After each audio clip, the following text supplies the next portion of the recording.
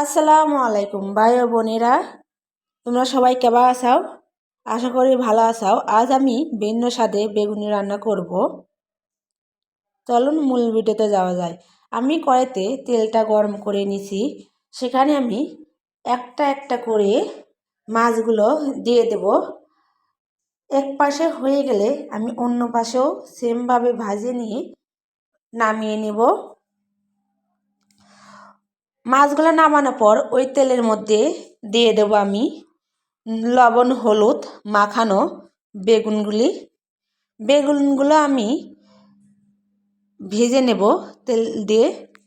আমি এপিঠে ওপিঠে করে সুন্দরভাবে বেগুনগুলো লাল লাল করে ভেজে নেব। যখন আমার বেগুনগুলো লাল লাল হয়ে আসবে তখন আমি কড়াই থেকে বেগুনগুলি নামিয়ে নেব।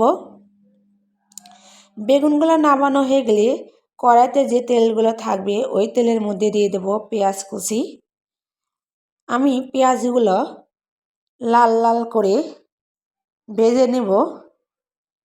সেই ভাজা পেঁয়াজের মধ্যে দিয়ে দেব আদা বাটা, জিরা বাটা, পেঁয়াজ বাটা, রসুন বাটা আর কাঁচামরিচ বাটা।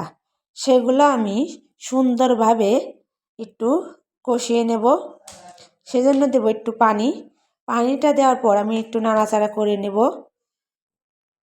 যখন আমার মশলাগুলো কষিয়ে আসবে তখন আমি দিয়ে দেব একটু মরিচের গুঁড়া, একটুখানি হলুদের গুঁড়া আর অল্প একটু ধনিয়া গুঁড়া।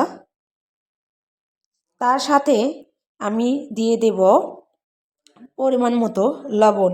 লবণটা আপনারা কম করে দিবেন, কারণ আমি বেগুনে আর মাছে কিন্তু লবণ দেওয়া আছে, তাই আমি অল্প লবণ দিলাম। এর সাথে আমি একটু পানি অ্যাড করে ভালোভাবে আমি মশলাটা কষিয়ে নেওয়ার পর ঢেকে রাখবো কয়েকটা মিনিটের জন্য। আমার যখন মশলাগুলো কষানো হয়ে যাবে, দেখুন মশলা থেকে যখন তেলটা ছেড়ে দিবে তখন আমি দিয়ে দেব সেই ভেজে রাখা বেগুনগুলি। এই মূল পয়েন্টটা কিন্তু এই বেগুন ভাজাটাই, বুঝছেন, স্বাদটা দ্বিগুণ করবে। সেই বেগুনগুলো আলতো হাতে নাড়া দেওয়ার পর একটু হালকা পানি দিয়ে দেব। পানি দেওয়ার পর আমি একটু ঢেকে রাখবো বলক না আসা পর্যন্ত। আর আপনি যদি আমার ইউটিউব চ্যানেলে নতুন হয়ে থাকেন তাহলে সাবস্ক্রাইব করে পাশে থাকা বেল আইকনটা অন করতে ভুলবেন না। আমার ভিডিও যদি ভালো লেগে থাকে তাহলে লাইক কমেন্ট শেয়ার করবেন। আমি এখন মাছগুলো অ্যাড করে নেব। এখন আমি আর একটু নাড়াচাড়া করে দিয়ে দেব জিরের গুঁড়ো।